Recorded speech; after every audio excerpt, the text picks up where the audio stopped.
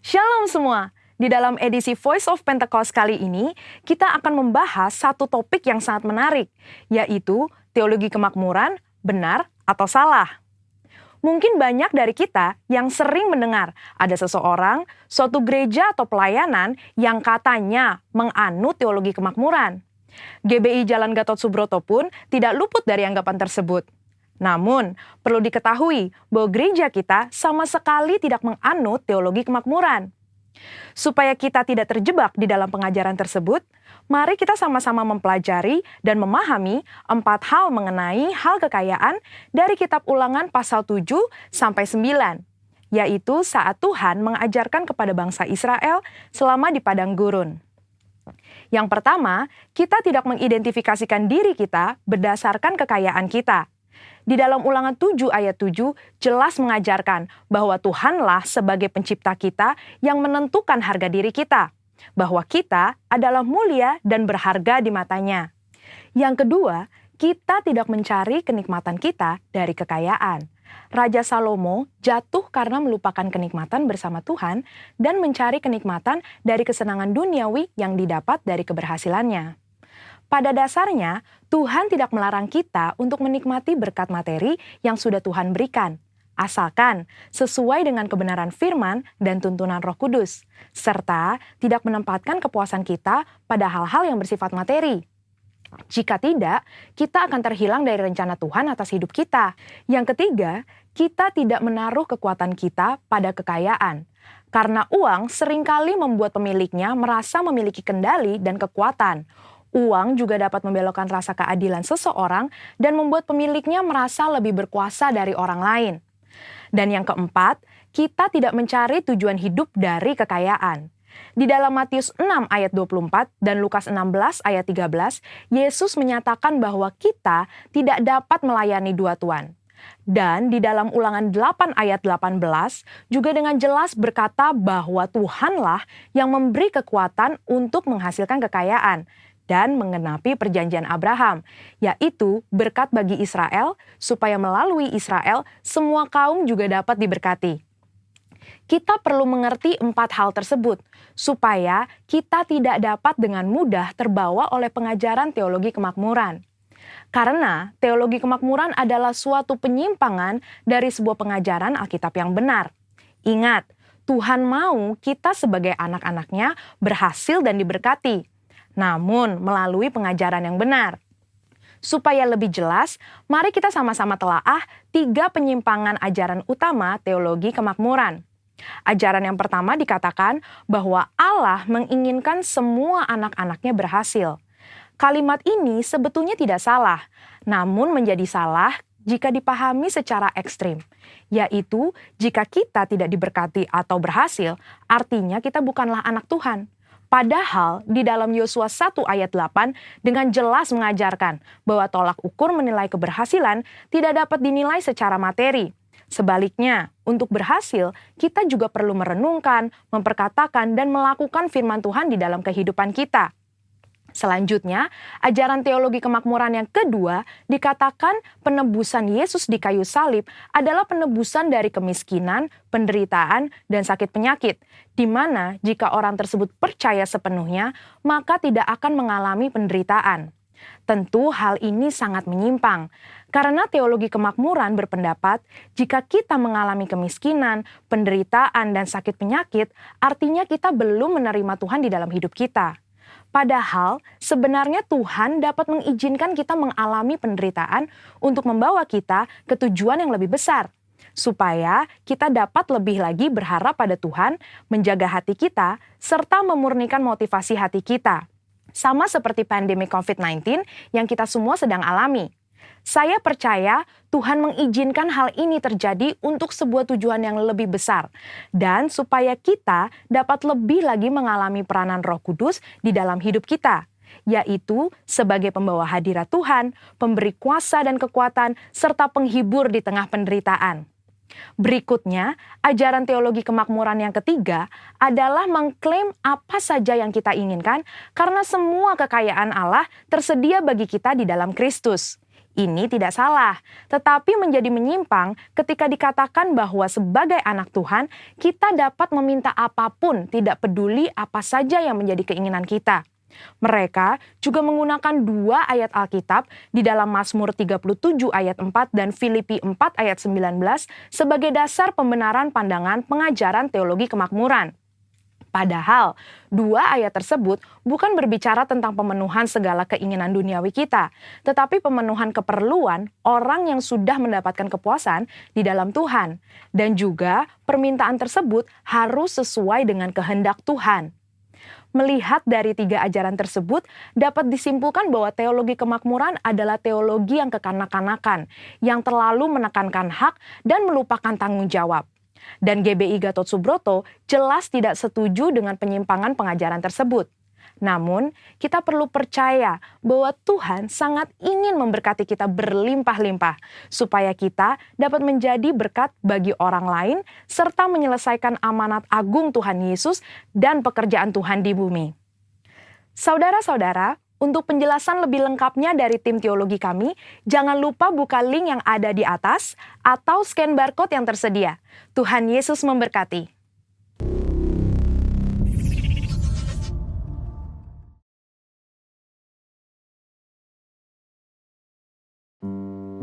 Shalom Bapak Ibu Saudara yang terkasih dalam Tuhan. Saya percaya di tahun yang baru ini berkat Tuhan akan terus melimpah bagi kita. Dan kita akan semua melihat bahwa kebaikan-kebaikan Tuhan terus menyertai kita sepanjang tahun ini. Dan kita akan bernyanyi dengan segenap hati kita bagi Tuhan kita. Sebab Dia Tuhan yang baik. Amin. Sama-sama bernyanyi bagi Allah kita. Haleluya.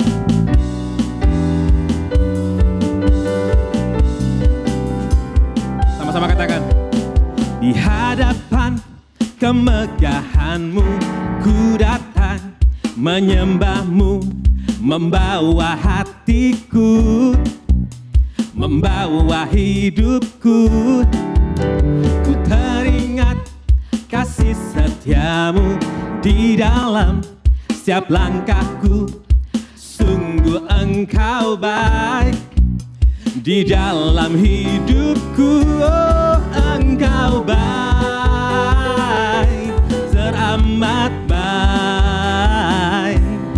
Engkau baik, teramat baik. Yesus, engkau baik, teramat baik. Engkau baik, teramat baik. Haleluya, engkau Allah yang kami yang baik. Terima kasih buat segala berkat bagi kami Tuhan. Kami bisa bernyanyi bagi nama-Mu Tuhan. Haleluya. Sama-sama katakan di hadapan Tuhan. Di hadapan kemegahan-Mu ku datang menyembah-Mu, membawa hatiku, membawa hidupku. Ku teringat kasih setiamu di dalam setiap langkahku. Sungguh engkau baik di dalam hidupku. Oh, engkau baik, teramat baik. Engkau baik, teramat baik. Engkau baik, engkau baik, teramat baik. Engkau baik, teramat baik. Bapak Ibu yang di rumah katakan sama-sama. Engkau baik, teramat baik. Engkau baik, teramat baik. Yesus, engkau baik. Engkau baik Tuhan. Engkau teramat baik.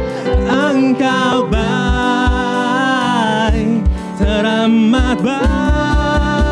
Oh, engkau baik, teramat baik. Engkau baik, teramat baik. Engkau baik,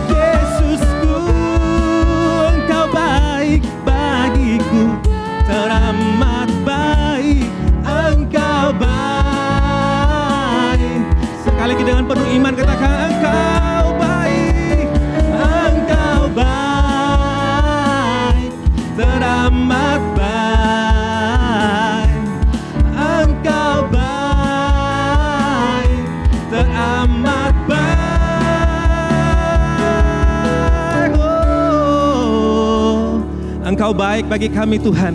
Dengan iman kami sepanjang tahun ini kami akan terus diberkati dengan kebaikan-Mu. Haleluya. Amin.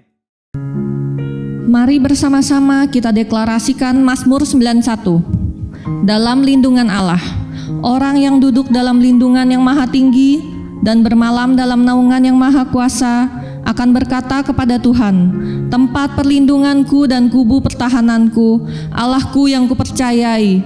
Sungguh, Dialah yang akan melepaskan engkau dari jerat penangkap burung, dari penyakit sampar yang busuk. Dengan kepaknya, Ia akan menudungi engkau. Di bawah sayapnya, engkau akan berlindung. Kesetiaannya ialah perisai dan pagar tembok.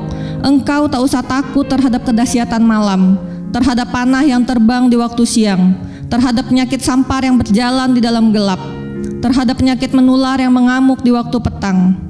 Walau 1000 orang rebah di sisimu dan 10.000 di sebelah kananmu, tetapi itu tidak akan menimpamu. Engkau hanya akan menontonnya dengan matamu sendiri dan melihat pembalasan terhadap orang-orang fasik. Sebab Tuhan ialah tempat perlindunganmu, yang maha tinggi telah kau buat tempat perteduhanmu. Malapetaka tidak akan menimpa kamu, dan tulah tidak akan mendekat kepada kemahmu. Sebab malaikat-malaikatnya akan diperintahkannya kepadamu untuk menjaga engkau di segala jalanmu. Mereka akan menatang engkau di atas tangannya, supaya kakimu jangan terantuk kepada batu. Singa dan ular tedung akan kau langkahi. Engkau akan menginjak anak singa dan ular naga. Sungguh, hatinya melekat kepadaku, maka aku akan meluputkannya. Aku akan membentenginya, sebab ia mengenal namaku. Bila ia berseru kepadaku, aku akan menjawab. Aku akan menyertai dia dalam kesesakan. Aku akan meluputkannya dan memuliakannya.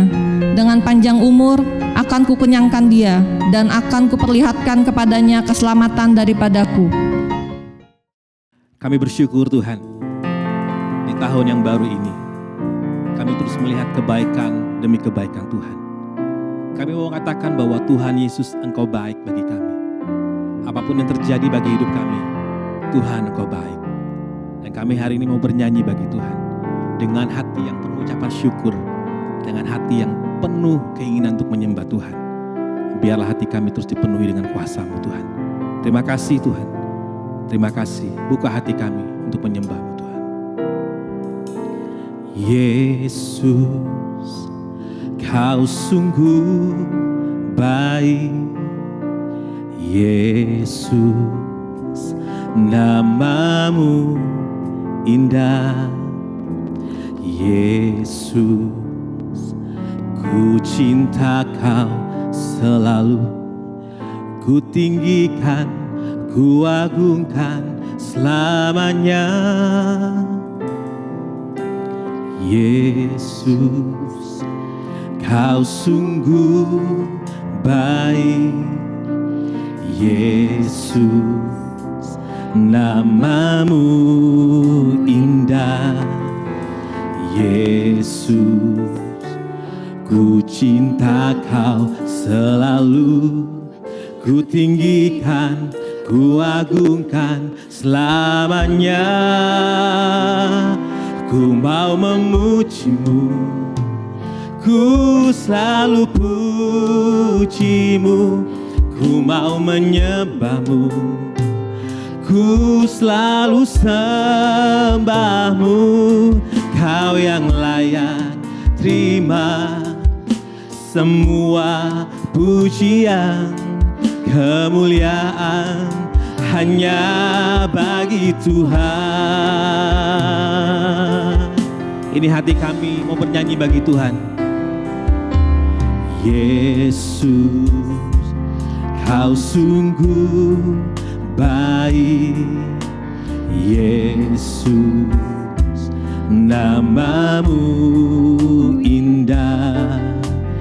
Yesus, ku cinta Kau selalu. Ku tinggikan, ku agungkan selamanya.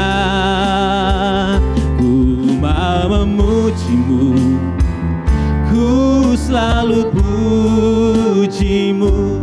Ku mau menyembah-Mu, ku selalu sembahmu, Kau yang layak terima semua pujian, kemuliaan hanya bagi Tuhan. Kami mau memuji-Mu Tuhan, ku mau memuji-Mu, ku selalu puji-Mu, ku mau menyembah-Mu, ku selalu sembah-Mu, Kau yang layak terima semua pujian, kemuliaan hanya bagi Tuhan.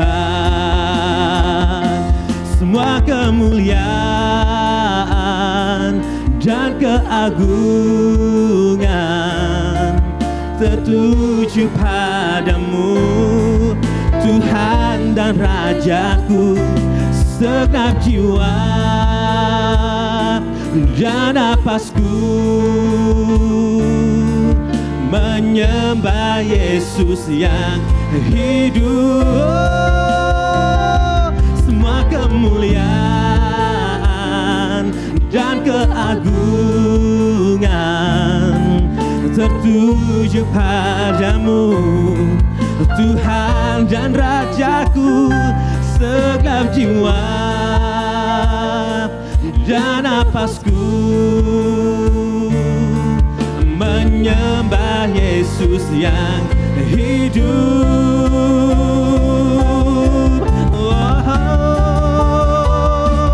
Ku mau memuji-Mu, ku selalu puji-Mu, ku mau menyembah-Mu, ku selalu sembah-Mu, Kau yang layak terima semua pujian, kemuliaan hanya bagi Dia. Segenap hati katakan, oh, ku mau memuji-Mu ya Tuhan, ku selalu puji-Mu, ku mau menyembah-Mu, oh, ku selalu sembah-Mu, Kau yang layak terima semua pujian, kemuliaan hanya bagi Tuhan.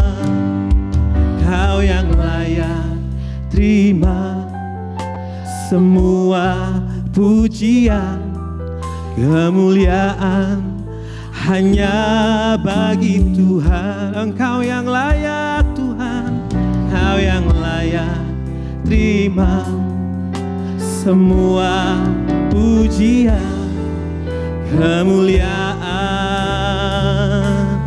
hanya bagi Tuhan.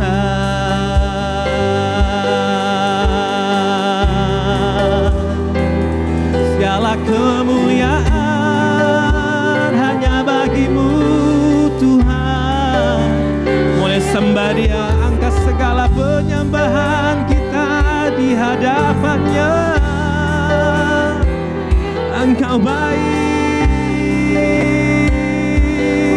Engkau baik bagi kami, Tuhan. Kami menyembah Engkau dengan segenap hati, segenap jiwa. Segala kemuliaan, segala kejayaan, segala pengagungan hanya bagi Tuhan.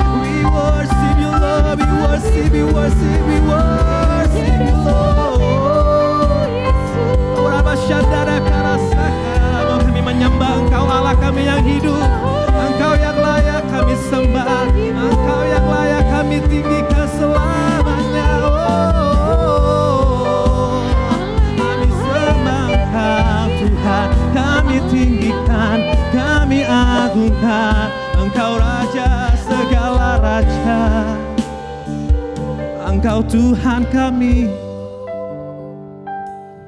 yang layak kami sembah, yang layak kami agungkan. Sepanjang hidup kami hanya untuk menyembah Allah kami yang hidup. Kau yang layak Tuhan, Kau yang layak Tuhan, Kau yang layak Tuhan. Oh, Kau yang layak, Kau yang layak, Kau yang layak disembah.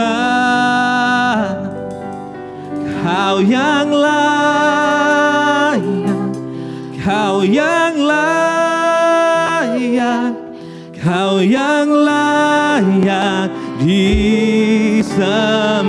Hanya Kau yang layak, Kau yang layak, Kau yang layak, Kau yang layak disembah. Oh, Kau yang layak, Kau yang layak, Kau yang layak disembah. Kami menyembah Engkau, Kau yang layak, Kau yang layak, Kau yang layak, layak disembah. Oh, Engkau yang layak, Engkau yang layak, Kau yang layak sing again with all your heart, come on. Kau yang layak, Kau yang layak, ya disembah. Oh, Kau yang layak, Kau yang layak, Kau yang layak disembah.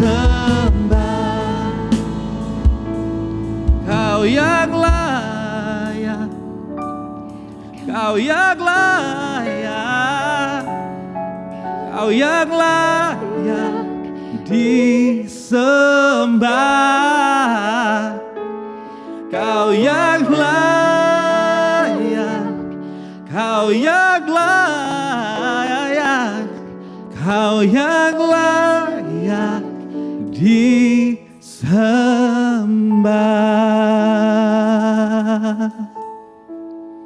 Hanya Engkau yang layak kami sembah. Yesus Kristus Tuhan kami, Allah kami yang hidup.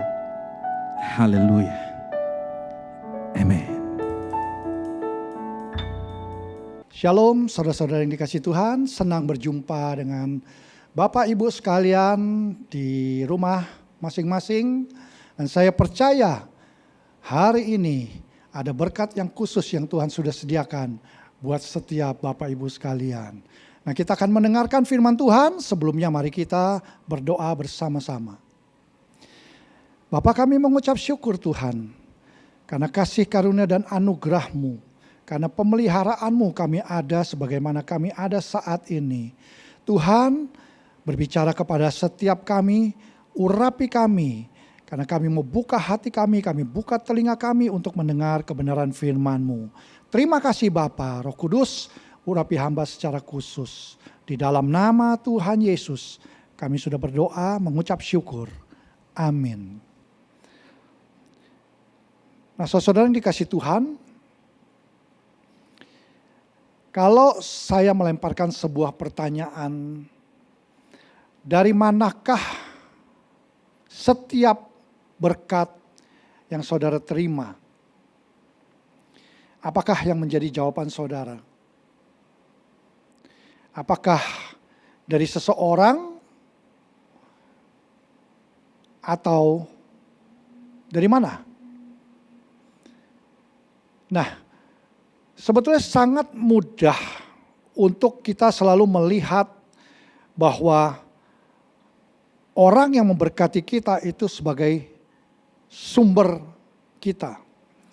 Atau pekerjaan sebagai sumber kita. Nah, Tuhan bisa pakai memang orang, pekerjaan, apapun juga. Tetapi semua itu bukanlah sumber. Semua itu merupakan sumber daya yang dipakai oleh sumbernya. Nah, jika saudara melihat hal-hal yang lain di luar Tuhan sebagai sumber saudara, lalu satu saat terjadi sesuatu kepada sumber daya itu, maka saudara akan berpikir, nah, sumber saya terputus. Saudara dikasih Tuhan, tidak. Sumber saudara tidak terputus. Sebab Allah yang kita sembah masih duduk di atas tahta. Artinya apa? Sumber kita datangnya dari Tuhan. Sumber kita tidak pernah berhenti mengalir. Tidak pernah terputus. Alkitab katakan di dalam Yakobus 1 ayat 17. Setiap pemberian yang baik datangnya dari atas. Nah, pemberian yang baik ini dapat datang melalui orang lain. Tetapi tetap saja asalnya dari Tuhan. Setiap penghasilan yang saudara terima boleh datang dari perusahaan. Tetapi asalnya dari Tuhan. Dia yang membuat perusahaan untuk mempekerjakan saudara. Tuhan bisa pakai semua itu menjadi sumber dayanya. Nah, mungkin kontrak datang melalui teman atau koneksi saudara. Sekali lagi, tetap itu datangnya atau asalnya dari Tuhan. Itu sebabnya kalau kita mengerti hal ini, kita tidak boleh berkompromi. Karena kecenderungan orang mulai mencari muka. Cenderung mulai menyenangkan orang itu. Sehingga kita melakukan hal-hal yang tidak berkenan. Sebagai contoh begini, usaha yang kami jalani, rata-rata orang-orang yang menjalani bisnis ini, dia selalu entertain orang.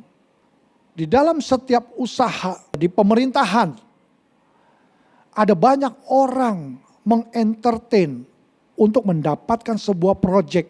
Dia entertain orang-orang tersebut, dibawa ke klub, bahkan diberikan hal-hal yang tidak baik, disediakan wanita-wanita. Saudara, kita mesti mengerti bahwa orang tersebut bukanlah yang memberikan penyediaan buat kita. Mereka bukanlah pemberi kita. Tuhanlah provider kita. Tuhanlah pemberi kita. Tuhanlah penyedia kita.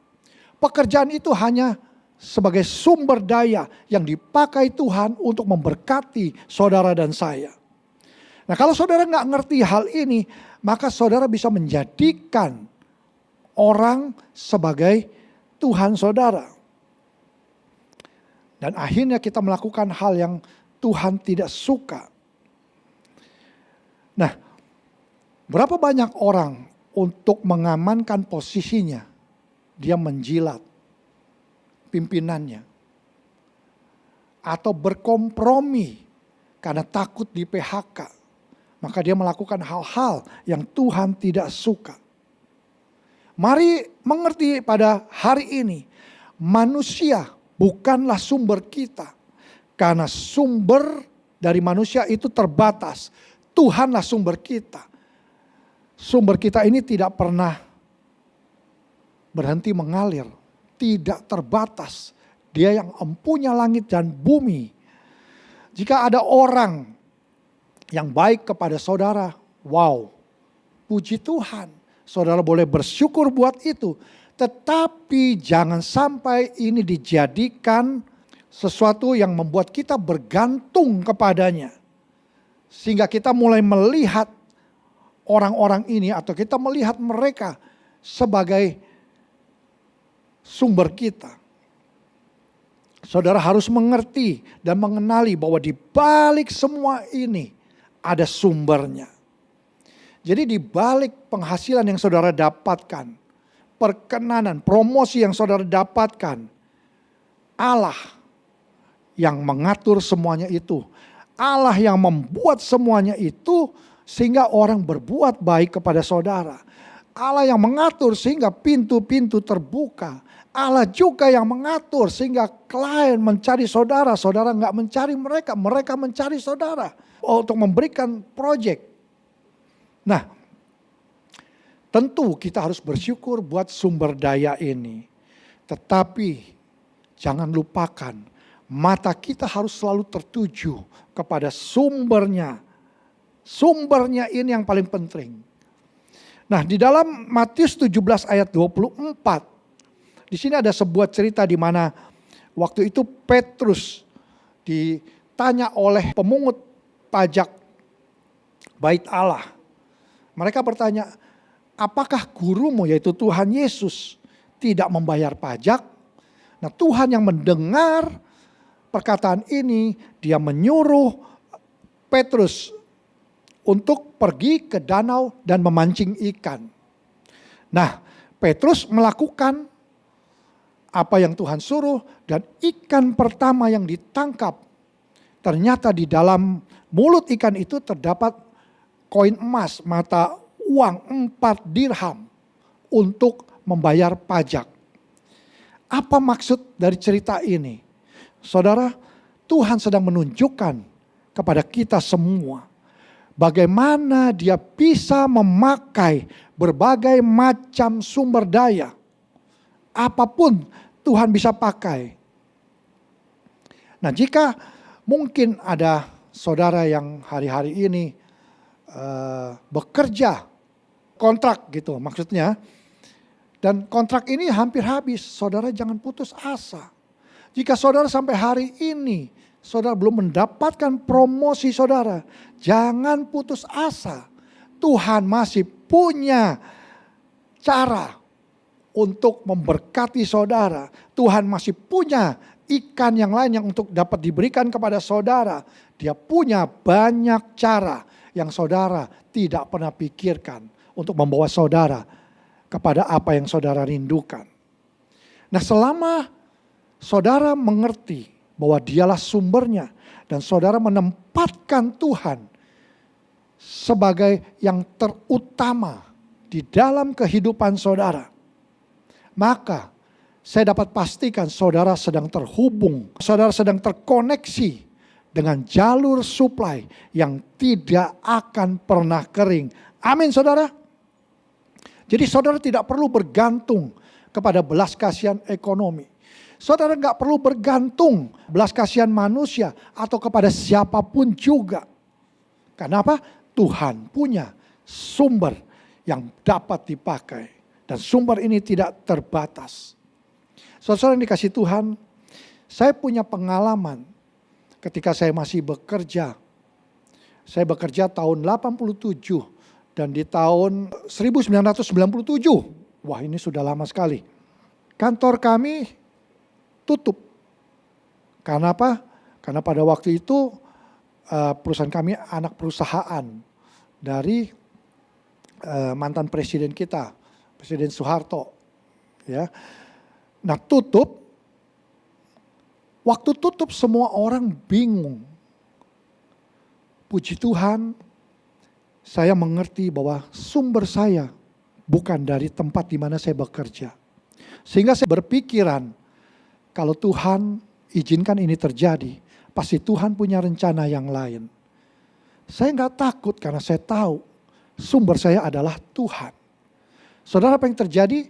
Saya keluar tiba-tiba dengan cara Tuhan, dengan sumber dayanya Tuhan. Melalui teman saya dikenalkan kepada seseorang yang akhirnya saya bisa join untuk berusaha jual beli mobil. Dan puji Tuhan, saudara, berjalan beberapa tahun, saya melihat Saya terheran-heran. Apa yang saya dapatkan jauh lebih besar daripada ketika saya waktu bekerja di perusahaan tersebut. Nah saudara lihat, kalau saudara mau mengakui bahwa Tuhanlah sumber saudara, saya percaya ada pemeliharaan Tuhan yang sempurna. Jadi gak usah takut, gak usah bimbang, gak usah ragu. Ketika saudara pintu tertutup, belum juga terbuka. Ketika saudara mengalami rintangan di dalam kehidupan saudara, saudara perlu ingat bahwa sumber saudara bukan sumber daya, bukan manusia, bukan pekerjaan, tetapi sumber saudara adalah Tuhan. Itu dia sumbernya. Keadaan bisa berubah, semua bisa berubah di dunia ini, tetapi sumber kita tidak pernah berubah. Kenapa? Saudara terkoneksi kepada sumber itu, maka saudara akan diberkati. Betul Tuhan, saya diangkat, dipromosikan, diberikan sebuah posisi yang luar biasa. Engkau yang mempromosikan saya Tuhan. Nah, mari mulai mengucapkan hal seperti ini untuk mengingat bahwa sumber kita adalah Tuhan. Saudara, di dalam Alkitab ada cerita tentang Rut dan ibu mertuanya bernama Naomi. Dua-duanya mereka ini sudah menjadi janda. Dan mereka adalah orang yang miskin. Mereka harus berjuang untuk mendapatkan nafkah, untuk bertahan hidup. Nah, apa yang dikerjakan oleh Rut? Setiap pagi Rut pergi ke ladang, Alkitab katakan, dia mengambil sisa-sisa jelai yang tercecer. Itu dia lakukan setiap hari. Dan suatu hari pemilik ladang yang bernama Boas ini memperhatikan Rut.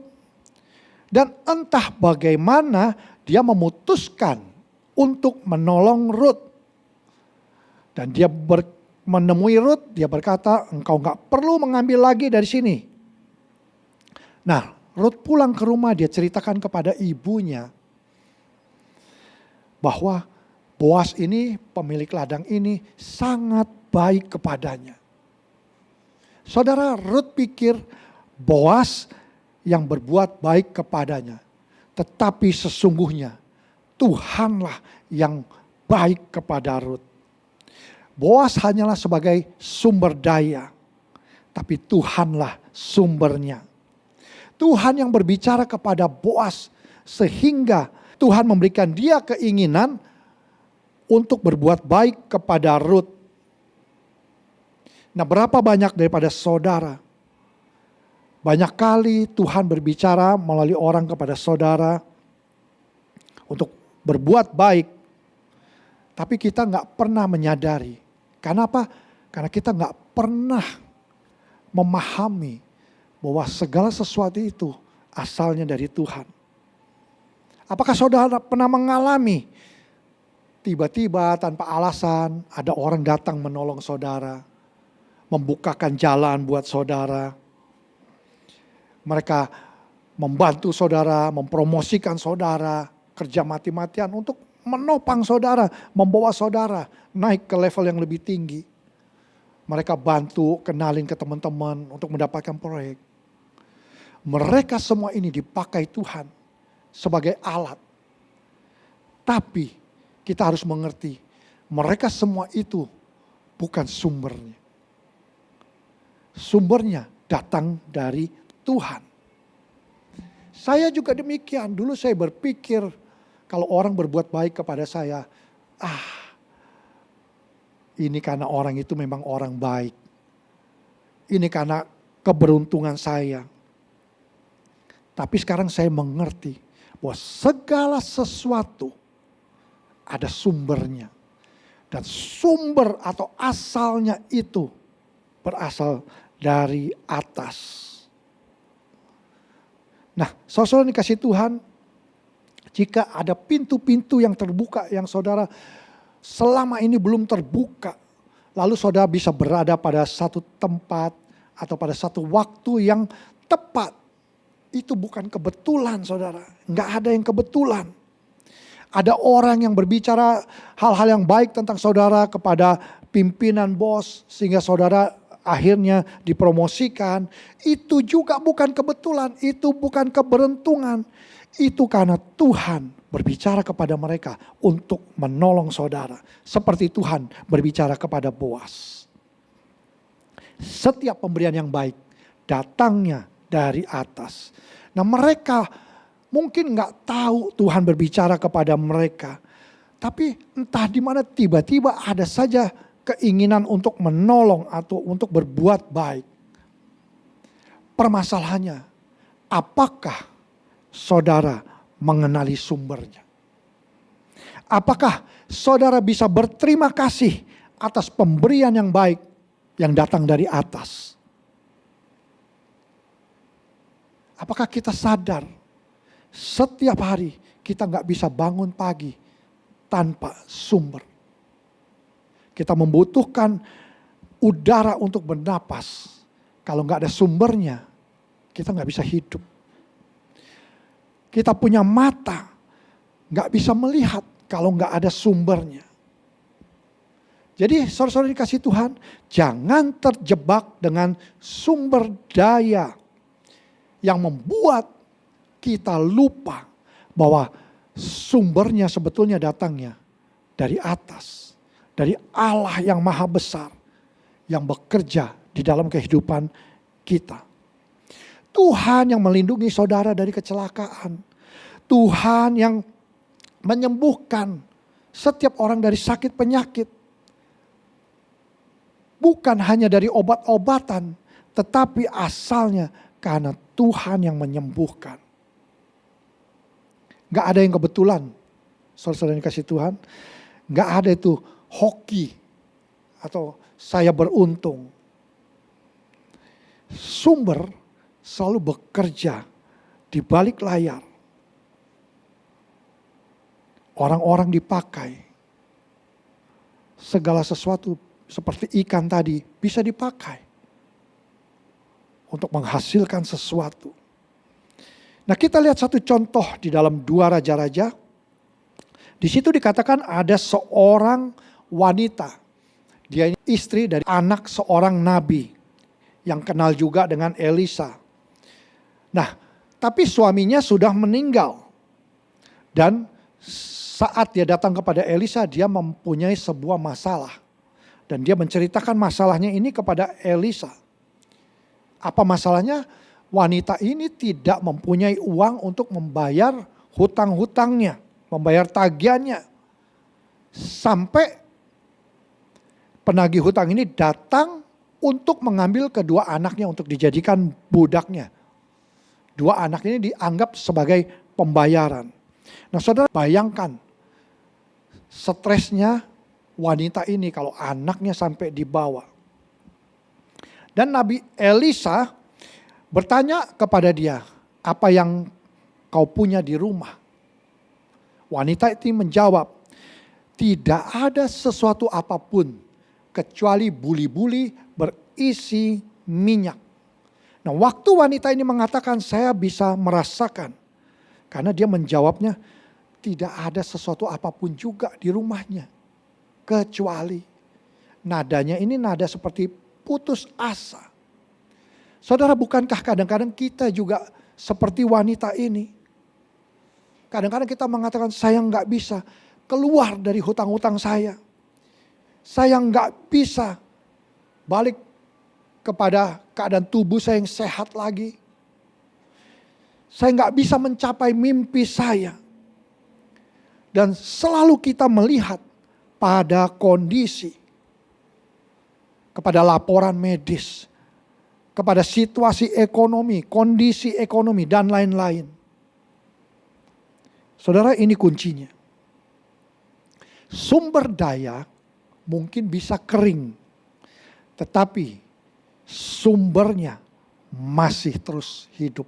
Sumbernya masih terus bisa mengalirkan berkat-berkat di dalam kehidupan saudara dan saya. Nah, balik lagi kepada cerita wanita ini, wanita ini menjawab, tidak ada sesuatu apapun kecuali buli-buli berisi minyak. Dia sudah merasa putus asa, dia pikir cuman sedikit minyak, mana bisa bayar hutang yang begitu besar. Saudara, jangan mengabaikan hal kecil yang saudara miliki. Jangan mengabaikan kesempatan kecil yang saudara dapatkan. Pemberian yang kecil ataupun penghasilan yang kecil yang saudara dapatkan. Karena apa? Kelihatannya kecil di tangan saudara. Kelihatannya kecil buat saudara. Tetapi kita harus menyadari Tuhan bisa melipat gandakannya. Tuhan bisa menambahkannya.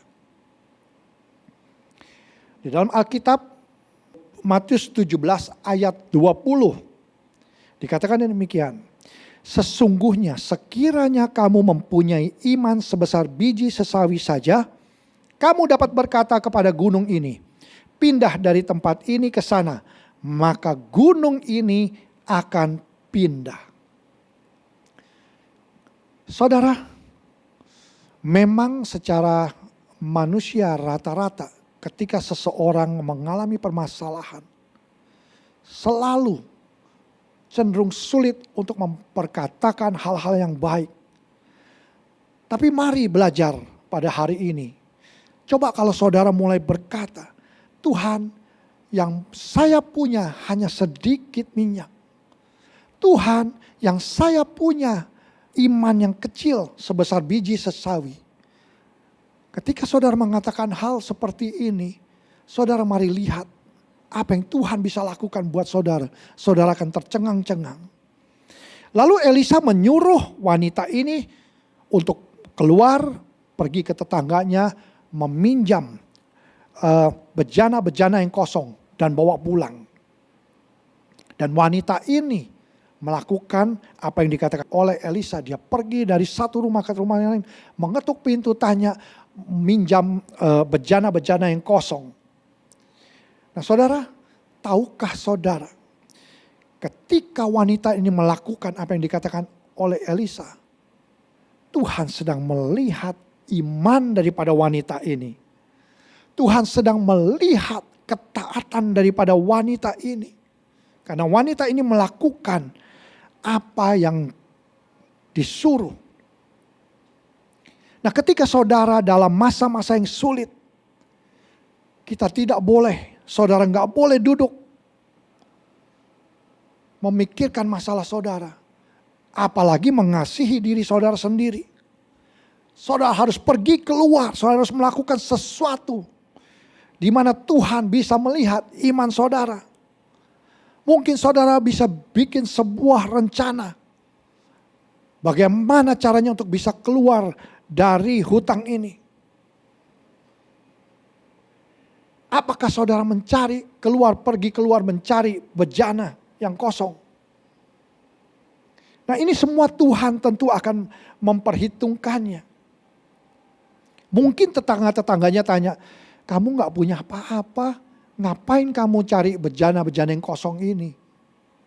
Tetapi wanita ini berkata, saya memang belum punya apa-apa, tetapi saya tahu itu akan segera datang.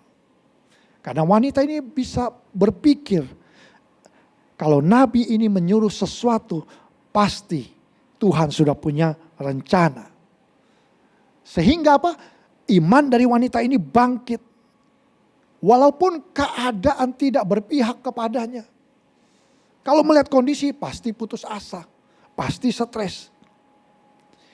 Karena mungkin juga pikirannya sebetulnya bilang gak mungkin pada awalnya. Jadi sikap daripada wanita ini, dia berkata mungkin saya gak bisa melihat bagaimana semua ini bisa terjadi. Tapi saya tahu sebuah rahasia. Apa rahasia itu? Tuhan adalah sumberku. Dan dialah yang menyediakan segala sesuatu.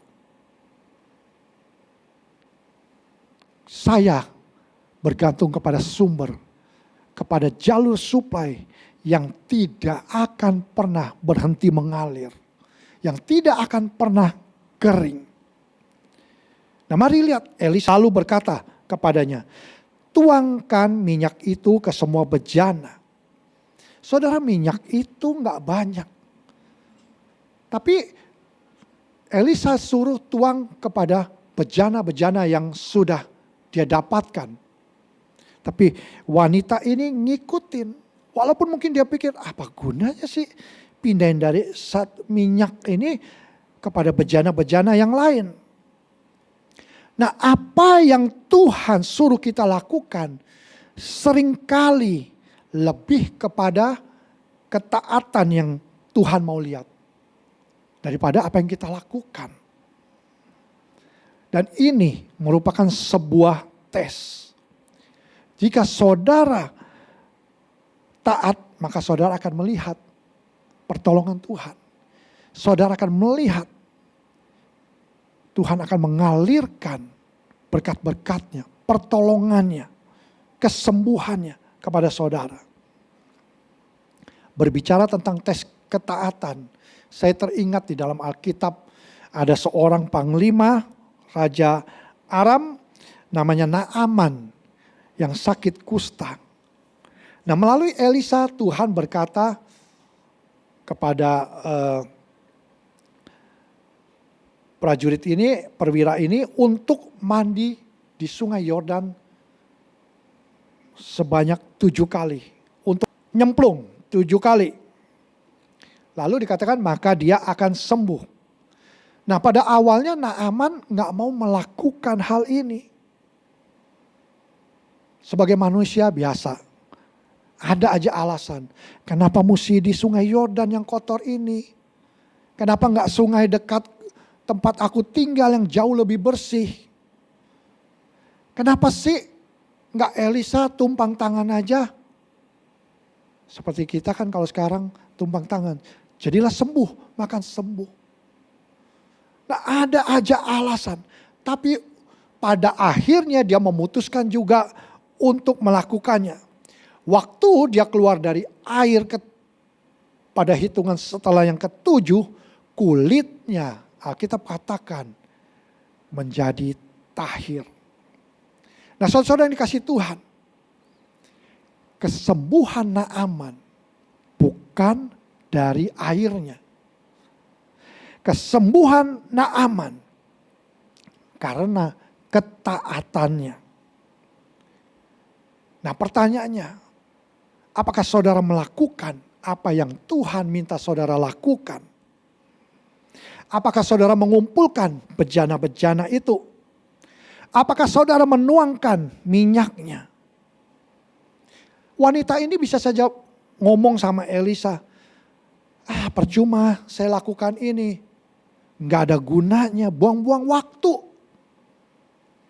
Kalau dia lakukan ini, maka dia tidak akan melihat mujizat.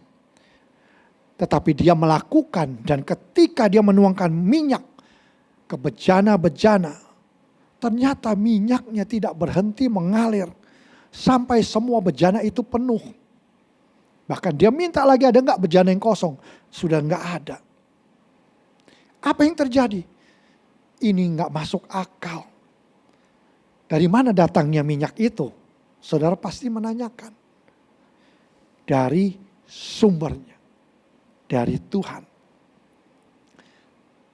Jadi ketika kita melakukan apa yang Tuhan suruh, yang kadang-kadang gak masuk akal, dan kita lakukan, maka Tuhan akan lakukan hal-hal yang gak masuk akal di dalam hidup saudara dan saya. Alkitab katakan, lalu wanita ini disuruh pergi jual minyak itu, dan dia bisa bayar hutangnya lunas. Bahkan berlebih untuk dia hidup. Nah, minyak yang sedikit itu harusnya habis. Tetapi Tuhan punya persediaan supernatural. Mungkin ada area-area di dalam kehidupan saudara yang sepertinya kering saat ini. Saudara belum melihat terobosan dalam hidup saudara. Saudara belum merasakan perkenanan Tuhan. Saudara belum merasakan peningkatan di dalam kehidupan saudara. Saudara belum merasakan penambahan. Mari saudara, siap-siap di tahun 2021 ini, Tuhan akan membuat sesuatu yang luar biasa dalam hidup saudara. Di mana saudara dan saya, kita nggak bisa melakukannya. Tapi kalau kita punya sumber yang kita pegang, yang kita ngerti bahwa segala sesuatu asalnya dari Tuhan, maka sumber itu akan mengalirkan aliran supernatural. Percayalah, promosi sedang datang kepada saudara. Perkenanan Tuhan sedang datang. Terobosan sedang datang. Orang-orang yang tepat akan datang kepada saudara. Saudara gak perlu cari orang itu. Orang itu bisa datang mencari saudara. Nah, saudara yang dikasih Tuhan. Baru sebelum saya menyampaikan firman Tuhan ini. Anak saya WA saya. Dia kasih tahu, dia sekarang lagi disuruh lihat sebuah rumah mau direnovasi. Dekat rumah saya juga. Nah, saya tanya, ini dari siapa? Saya pikir dari kenalannya. Ternyata dari pemilik proyek yang dia sedang kerjakan, merekomendasikan kepada temannya yang kemudian WA kepada anak saya untuk datang berbicara mengenai renovasi ini. Saudara, gak masuk akal di tengah-tengah keadaan yang seperti ini. Asal kita mengerti bahwa kita punya sumber yang tidak pernah kering. Kita mengakui bahwa sumber segala sesuatu adalah Tuhan. Waktu kita menempatkan Tuhan sebagai yang terutama di dalam hidup kita, maka kita akan melihat penyediaan Tuhan yang sempurna. Penyediaan Tuhan yang luar biasa yang gak masuk akal datang dalam hidup saudara. Mungkin laporan medis bilang gak mungkin kamu bisa sembuh. Lalu saudara terjebak di dalam kesehatan saudara. Mari saudara percaya, bagi Tuhan tidak ada yang mustahil. Kesembuhan sedang mengalir saat ini di rumah-rumah. Buat jemaat atau pemirsa yang sedang sakit, saya percaya kesembuhan sekarang sedang mengalir dalam nama Tuhan Yesus. Pemulihan sedang mengalir dalam kesehatan saudara, dalam rumah tangga saudara, dalam keuangan saudara. Kekuatan yang baru mengalir. Saudara gak bisa maju, gak dapat promosi di karir saudara. Orang-orang mulai meninggalkan saudara. Saudara jangan patah semangat. Percayalah, promosi sedang datang kepada saudara. Nanti saudara di dalam kerjaan saudara ada ide-ide yang mengalir. Ada kreativitas yang baru mengalir dalam kehidupan saudara. Tuhan akan membuka tingkap langit. Dan dia akan mencurahkan berkatnya. Sampai saudara gak bisa tampung. Satu sentuhan dari perkenanan Tuhan akan merubah kehidupan saudara. Dari kelaparan jadi subur. Dari tidak cukup menjadi lebih dari cukup. Dari tidak ada menjadi ada. Wah, Tuhan kita dahsyat. Nah, mari kita sepakat dengan Tuhan. Bapak, terima kasih bahwa pekerjaan ini bukan sumberku, tetapi Engkaulah sumberku.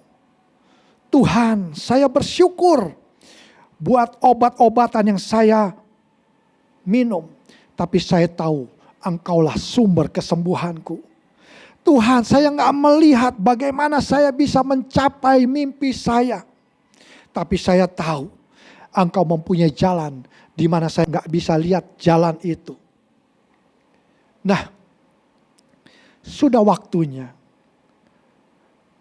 kita datang kepada sumber, segala sumber. Saudara, Alkitab katakan di luar aku, engkau gak bisa lakukan apa-apa. Engkau gak bisa lakukan apa-apa. Kita bisa minta Tuhan membuat mimpi kita jadi kenyataan. Kita bisa minta Tuhan balikkan kondisi kesehatan kita. Alkitab katakan di dalam Yeremia 33 Ayat 3. Berserulah kepadaku, maka aku akan menjawab engkau. Saudara, kita harus perbaiki kehidupan kita. Seringkali ketika kita kepepet, ketika kita mengalami sesuatu, kita datang kepada orang. Kita mengandalkan teman-teman, kita mengandalkan koneksi, kita mengandalkan dokter yang hebat. Saya mau katakan, mereka semua itu terbatas. Tetapi kalau saudara berseru kepada sumbernya, Alkitab katakan, dia akan menjawab. Tuhan mau kita bergantung kepadanya sepenuhnya. Tuhan mau kita menyadari bahwa kita gak bisa hidup tanpa dia. Bahwa kita gak bisa melakukan apa-apa tanpa dia. Karena kita ini penuh dengan keterbatasan. Saya percaya waktu saudara minta tolong sama Tuhan. Waktu saudara memanggil, berseru kepada pencipta semesta alam. Maka perkara supranatural terjadi dalam hidup saudara. Tuhan kita tidak terbatas. Dia mengendalikan alam semesta. Dia mau tolong saudara. Dia mau sembuhkan saudara. Dia mau angkat saudara, promosikan saudara. Dia mau memberikan peningkatan kepada saudara. Dia mau membawa saudara ke tempat di mana saudara nggak bisa pergi sendiri. Wow. Hari ini pandang dia sebagai sumber saudara. Ada satu cerita lagi di dalam Alkitab mengenai Petrus. Petrus sudah pergi mancing ikan dengan beberapa murid-murid. Nah, pada saat itu Yesus sudah disalibkan memang dan sudah baru bangkit dari kematian. Saudara bisa bayangkan yang tadinya murid-murid Tuhan Yesus termasuk Petrus ini sudah biasa ikut Tuhan Yesus, sekarang sendirian, nggak ada Tuhan Yesus. Mereka memancing semalam-malaman dan Alkitab katakan mereka nggak dapat apa-apa. Petrus itu tanpa Tuhan dia kembali melakukan apa yang menjadi profesinya, yaitu menjadi nelayan, memancing. Itu adalah usahanya sepanjang hidupnya sebelum dia datang ikut Tuhan. Nah, pagi harinya Tuhan Yesus menampakkan diri kepada murid-muridnya, kepada Petrus. Tuhan Yesus datang di tepi pantai, lalu dia bertanya, apa ada lauk pauk? Mereka menjawab tidak ada. Pada saat itu mereka nggak tahu bahwa itu adalah Tuhan Yesus. Lalu Tuhan Yesus berkata apa? Tebarkanlah jalamu di sebelah kanan perahu dan engkau akan dapat ikan. Saudara, sebetulnya mereka punya banyak alasan untuk tidak melakukannya karena udah ngantuk, udah teler, nggak tidur semalaman, udah bete. Bahkan menurut profesi mereka nggak mungkin bisa dapat ikan siang hari, nangkap ikan kan malam. Tapi mereka melakukannya. Mereka menebarkan jalannya. Dan waktu mereka lakukan itu, mereka mendapatkan jala mereka penuh dengan ikan. Dan saat itu juga Petrus mengenali bahwa itulah Tuhan Yesus.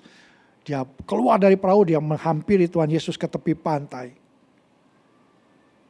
Nah, waktu mereka tiba di darat, ini luar biasa.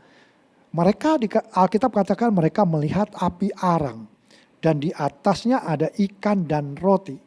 Lalu Tuhan Yesus mengajak murid-muridnya untuk makan. Saudara bayangkan, Petrus mencoba menangkap ikan. Tapi jauh sebelum Petrus menangkap ikan, Tuhan Yesus sudah menyediakan segala sesuatunya. Lauk pauk. Dan mengajak murid-muridnya makan bersama. Apa artinya ini? Tuhan sedang berbicara kepada saudara. Apa yang saudara coba untuk lakukan sendiri? Apa yang saudara coba capai sendiri? Kalau saja saudara melihat Tuhan. Kalau saudara menyadari bahwa Tuhanlah sumber segala sesuatu. Maka percayalah saudara akan melihat Tuhan akan mempersiapkan segala sesuatunya buat saudara. Seperti Petrus. Mungkin dia sudah biasa melakukan di masa lalu. Itu pekerjaannya. Itu keahliannya. Tetapi ada saatnya di mana Tuhan tidak izinkan apa yang sudah pernah berhasil di masa lalu terus berhasil lagi. Kenapa? Supaya kita nggak jadi sombong. Supaya kita nggak mengandalkan diri kita sendiri. Lalu kita pikir ini semua karena aku. Tetapi Tuhan mau ini semua karena Tuhan. Tuhan mau kita melihat Dia sebagai sumber. Tuhan mau kita mengenali berkat-berkat yang Dia sediakan buat kita. Tapi kita sering berusaha mengupayakan dengan kemampuan kepandaian kita untuk berhasil. Kita berupaya untuk mendobrak pintu yang masih tertutup. Kita berupaya untuk memakai kekuatan kita sendiri.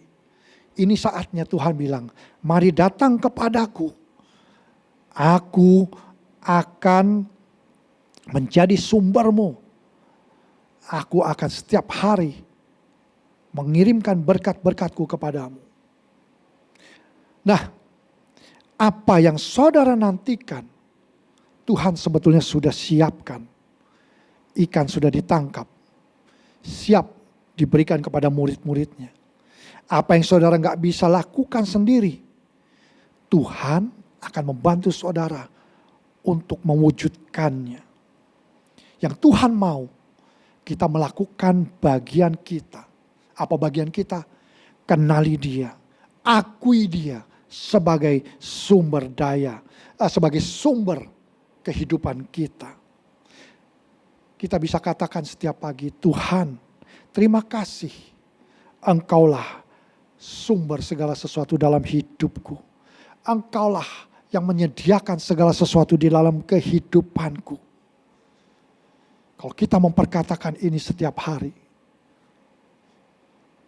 maka saya percaya Tuhan akan membawa ikan kepada saudara. Berkat yang full kepada saudara. Dan waktu kita menyadari bahwa Tuhan adalah sumber segala sesuatu dalam hidup kita, saudara percayalah, yang namanya kekhawatiran, ketakutan, selalu kita memikirkan hal-hal yang belum tentu terjadi. Itu semua hilang. Kenapa? Karena kita tahu kita mempunyai seorang sumber. Dan jujur saudara, inilah yang saya alami di dalam kehidupan saya berjalan bersama Tuhan sampai hari ini. Tetap ketika saya diberkati di pekerjaan saya, selalu saya ingat, kalau bukan Tuhan yang memberkati saya, gak mungkin saya bisa mendapatkan penghasilan seperti ini. Nah mari, saudara yang dikasih Tuhan, saya percaya pertolongan Tuhan, apapun yang saudara alami, saudara butuhkan hari-hari ini, jadikan dia sumber saudara. Dia sumber kesembuhan, sumber pertolongan, sumber damai sejahtera, sumber keselamatan kita. Amin. Tuhan Yesus memberkati. Mari kita berdoa. Terima kasih Tuhan. Hamba sudah sampaikan firman-Mu. Biar Tuhan Roh Kudus yang berbicara lebih dalam lagi kepada umat-Mu ya Tuhan. Sekarang kami menyadari bahwa Engkaulah sumber kehidupan kami.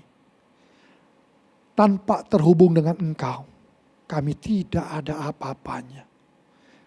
Dan kami menyadari apapun yang kami nikmati hari ini, nafas kehidupan, berkat-berkat, kesehatan, promosi, proyek-proyek, pekerjaan, semua itu datangnya daripada-Mu. Hamba berdoa Engkau memberkati umat-Mu saat ini Tuhan. Di rumah-rumah dimanapun mereka berada. Engkau memateraikan firman-Mu. Engkau membawa mereka mengerti lebih lagi Tuhan. Engkau berbicara lebih lagi kepada mereka. Supaya mereka semakin mengerti. Bahkan mereka mengalami berkat-berkat yang mengalir dalam kehidupan mereka. di tahun 2021 ini. Terima kasih Bapa, terima kasih Tuhan Yesus. Engkau baik, Engkau sungguh baik dan sangat baik. Saya mengajak kita bersama-sama untuk mendeklarasikan apa yang dimaksudkan dengan Pentakosta ketiga, supaya apa yang kita perkatakan itu terjadi dalam kehidupan kita. Pentakosta ketiga adalah pencurahan Roh Kudus yang dahsyat di zaman now, melebihi yang terjadi di Azusa Street. Pentakosta ketiga akan mengakibatkan penuhan jiwa yang terbesar dan yang terakhir sebelum Tuhan Yesus datang kembali. Pentakosta ketiga akan membangkitkan generasi Yeremia, yaitu anak-anak muda yang dipenuhi Roh Kudus, cinta mati-matian kepada Tuhan Yesus, tidak kompromi terhadap dosa, dan akan bergerak untuk memenangkan jiwa. Pentakosta ketiga lahir di Indonesia yang bergerak ke bangsa-bangsa. Gerakan ini dari timur ke barat dan akan kembali ke Yerusalem. Pentakosta ketiga akan memberikan kuasa untuk menyelesaikan amanat agung Tuhan Yesus. Dan setelah itu Tuhan Yesus datang kembali. Saya ajak jemaat angkat tangan di hadapan Tuhan untuk menerima berkat dari Tuhan. Kekasih-kekasih Tuhan, terimalah damai sejahtera, sukacita, berkat yang berlimpah-limpah dari Bapa di surga melalui anaknya yang tunggal, Yesus Kristus Tuhan. Dan persekutuan yang manis bersama dengan Roh Kudus menyertai saudara-saudara mulai hari ini sampai Tuhan Yesus datang untuk kedua kalinya, bahkan sampai selama-lamanya. Mari kita semua yang percaya bersama-sama kita katakan amin. Tuhan Yesus memberkati Bapak Ibu sekalian. Haleluya.